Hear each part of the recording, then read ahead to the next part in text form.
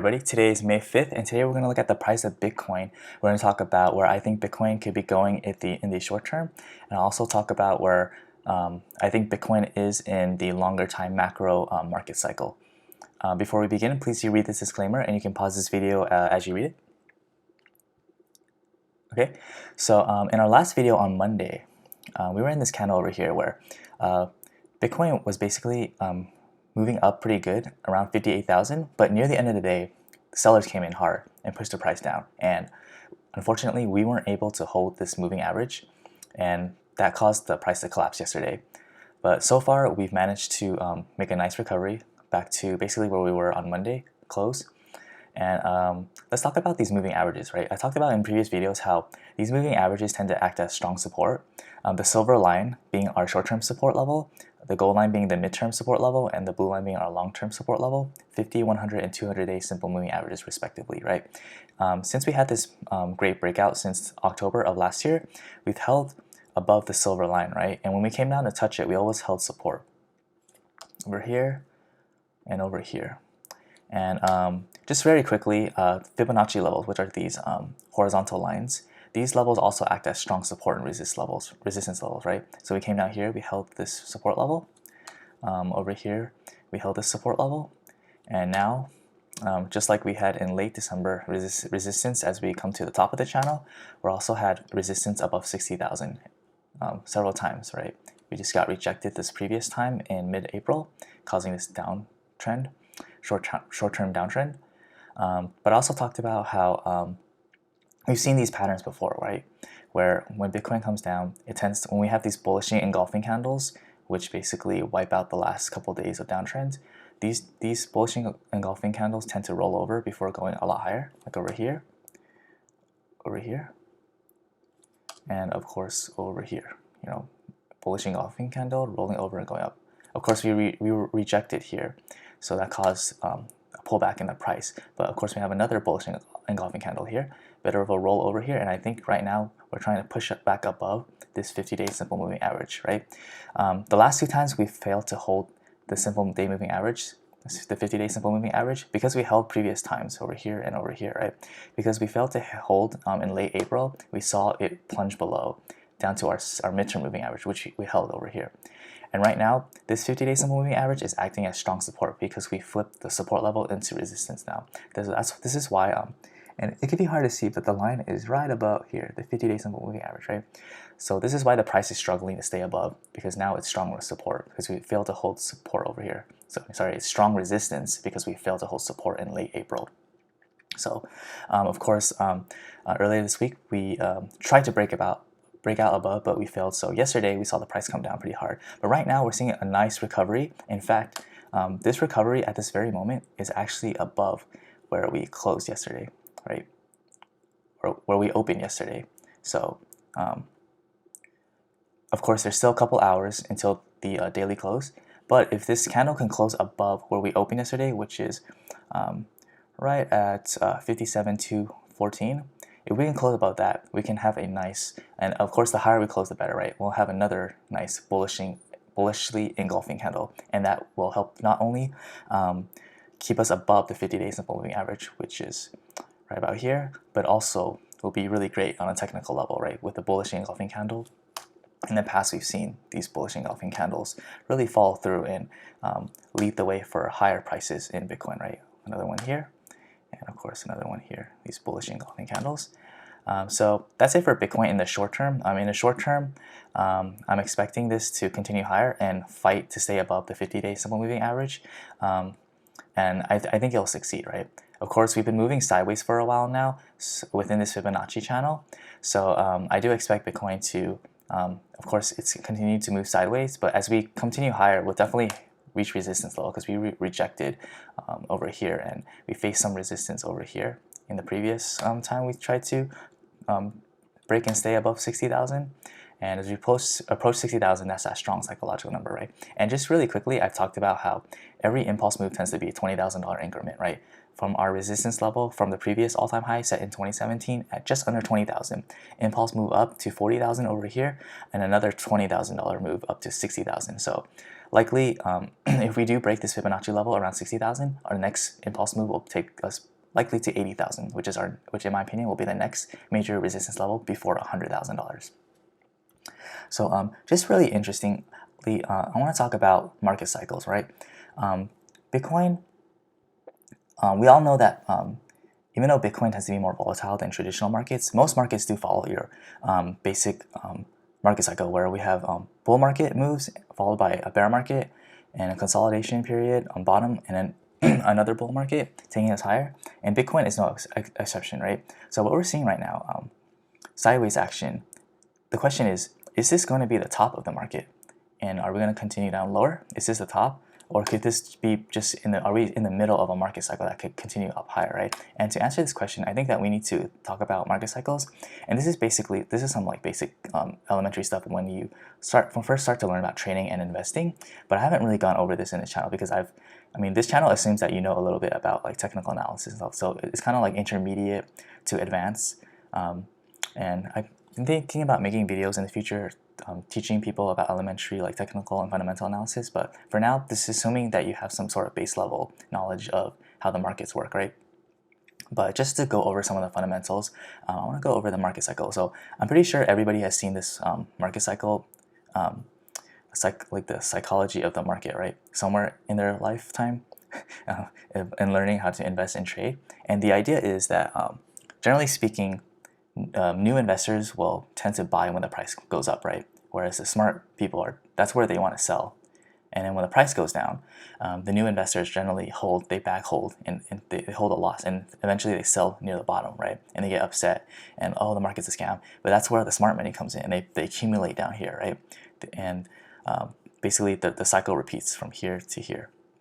And so if we look at it on a technical level, we can see that in the bottom of the cycle, we have these accumulation periods where the smart money, when the market is really boring and the sentiment is down and the fear and greed index is very low, this is where the smart money are accumulating, right? They're taking supply off the market at low prices, and eventually there's going to be more demand than there is supply, and that's going to cause the market to go up, and we'll have these huge moves up. But of course, the market doesn't go straight up forever, right? There's going to be points where people take profits, and that causes the market to go sideways for a while and get boring again. And these end up being reaccumulation period opportunities, right? These periods where you can buy back in. If you bought down here and sold a little bit up here, you can, if this price corrects down, you can buy back in. Or if you're a new investor, this could be a good opportunity to buy, because there could be a even higher move to come. Eventually, and the thing is, like in these market cycles, this is just a very simplified chart, right? In market cycles, there could be many reaccumulation opportunities, right? There could be many corrections along the way up to the ultimate top. So the ultimate top of a bull market cycle, right? It's called the distribution phase. This is where the smart money starts to get out. This is where we have a lot of like just FOMO and irrational exuberance, right? Just pure euphoria from retail investors. Sometimes people who have never invested before, but their friends are making money, so they're jealous and they want to get in on the action as well, right? We saw this a lot in late 2017 and late 2013 in Bitcoin. And this is where all the smart money is dumping, and eventually the market goes down because there's just not enough new money coming in to push the price higher. And all the newbies that back hold, they're basically left holding the bag as the price goes down. And the smart money, they sell out of the position and they start to short the market, right? Pushing the price down. And then that basically, yeah, all the people who bought in, aka the dumb money who bought in near the top, eventually they sell out at the bottom, and to the smart money, right? And the whole cycle repeats again, right? So this is a bull market and this is a bear market when the price comes down, right?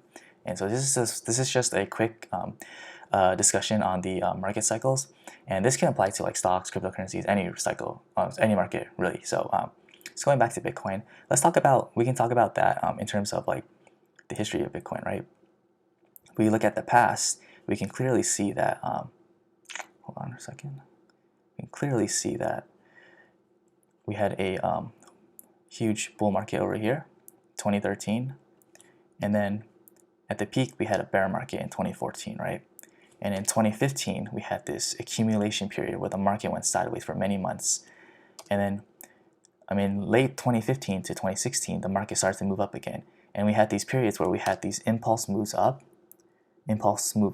and then it goes sideways for ice. So these sideways movement is a reaccumulation, right? And another impulse move up followed by a correction and a sideways movement. So these long periods, this is over the course of several months, right, where the price just goes sideways.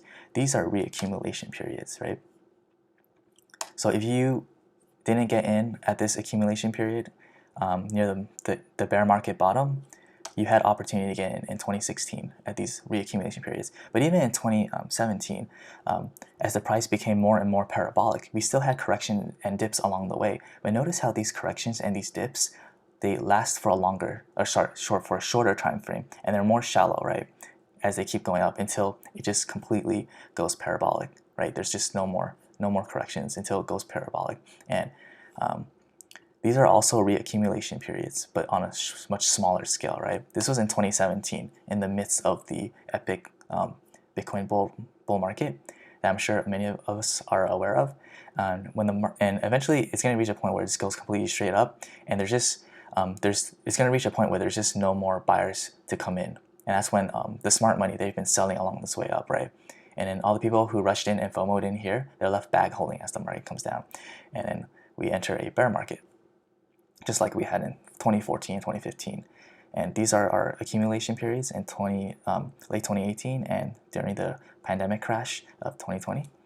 But also there's times where Bitcoin goes sideways and it's really boring. I remember these moments, right? Over here and over here. This was late last year, midsummer to late last year, where Bitcoin just went sideways for a while, for many months. Very boring, right? But these are your reaccumulation periods. And really, reaccumulation periods before this huge breakout more higher. So I was going to talk about the monthly chart, but just really quickly, I want to talk about where we are right now, right? So in my opinion, based on the chart, based on past historical technical analysis, I do think we are currently in a reaccumulation period where we're going sideways. And I think that after we go sideways for a while and we coil, and I talked about this in previous videos, where when Bitcoin goes sideways, when price action goes sideways, it tends to create energy, right? It coils like a spring, and what's happening is supply is taking off the market as the price goes sideways, right? Every time the price goes down, the smart money comes in and they take supply off the market, and eventually the demand will outstrip supply, and that's going to cause the price to go up higher. So that's exactly what's happening right now. Every time Bitcoin comes down, smart money's coming in and they're picking up supply at cheap prices, right? Well, people, dumb money panic sells, and eventually this thing will explode and break up higher. Or at least that is my own opinion, if we look at the passive Bitcoin. And the cool thing about looking at technical is that you can look at different time frames, right? So if we look at the monthly chart, in a macro sense, what we're seeing right now is also an accumulation. You can see that, like, these huge moves up, and then when it basically goes sideways for a while, these are multi-year reaccumulation phase in the longer, like, multi-decade trend, right? I mean, we just had 10 years of Bitcoin. Bitcoin's still very young, right? And cryptocurrencies are still a young asset. But as we have more decades to come in the future, we're going to have a bigger picture. But just looking back in the last 10 years, we can see that when Bitcoin had the bear market into the early bull markets, right? Like from 2014 to 2016, and from here 2018 to 2020. These are reaccumulation periods in this long-term macro period, right? So, I mean, the thing is, Bitcoin is one of those assets that's very volatile and can go up a lot in a short period of time, but it's also very generous because it gives you a lot of time to buy in. It's just the question, are you going to take that chance and are you going to buy, right? Are you going to take a chance and buy in this reaccumulation period, before the price breaks out and goes up higher, right? And there are people who think that this is the top of the Bitcoin cycle for this bull market, and that this is distribution, right? This is distribution instead of reaccumulation.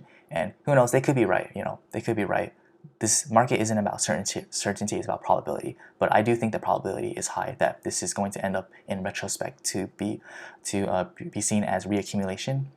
And I do think that there's still more room for Bitcoin to run, definitely above, at least to 100,000 and possibly beyond, right? Of course, I think it's going to go beyond 100,000, but I am definitely more bullish and biased towards Bitcoin just because I've been trading it for longer, and I can see the fundamentals improving. Like more people are using Bitcoin every day, more miners, more people are mining Bitcoin, keeping it more secure. More institutions are adopting Bitcoin, whether they're allowing Bitcoin and other cryptocurrencies as payment, or they're adding it to their balance sheet. And this trend is just it's gonna grow and grow. So there's just more fundamental analysis or fundamentals that are positive and will push Bitcoin higher and higher. And just very quickly, fear and greed index still, it's at neutral, but it's still a lot of room to run, right? For a long time, when we had that run from October, we were at very elevated fear and greed index levels, but right now we're still pretty low, right? Below 50. So a lot of room for the fear and greed index to go up a lot higher, especially as we move sideways. And when we finally break out of that sideways pattern, still there's a lot of room for the price of Bitcoin to go up higher, because the fear and greed index is nowhere near overbought yet, right? So these are, in my opinion, I think that we are in the reaccumulation phase of Bitcoin, and I think that eventually there's just going to be too much supply taken off the market every time it comes down, right? And the smart money comes in, steps in, and buys Bitcoin from the dumb money who's panic sell, right, and have weak hands. And eventually that demand is going to far outstrip supply, and it's going to push the price higher up towards, at least in the short term, $80,000, which is my next target resistance level, and eventually to $100,000 and beyond. So that's it for today. Of course, I am very bullish. Just to summarize, I'm very bullish on Bitcoin, especially with this. If we can close today with a bullish engulfing candle that completely nullifies this red candle, and we can continue to push the trend of the market higher instead of lower. I want to see Bitcoin stay above the silver line, which is the 50-day simple moving average. And right now we are above that line. I just want to see us close above that line, and of course have continuation, follow through, and stay above that line, right? Because we failed to hold it 2 times now, right? Over here, and that led to a pullback down to the 100-day. And of course, most recently on Monday we failed to hold on, so we had a big crash yesterday. But I want to see us close above and to continue higher up to this next resistance Fibonacci level, and eventually break out of this reaccumulation phase up to our next impulse move up towards $80,000, my next price target resistance level. So definitely update you guys as Bitcoin price action develops, and hopefully we can go on this incredible journey of Bitcoin 2021 bull market to $100,000 and beyond. Thank you for watching this video. If you found it useful, helpful, informative, please like this video, leave a comment below, and subscribe for updates.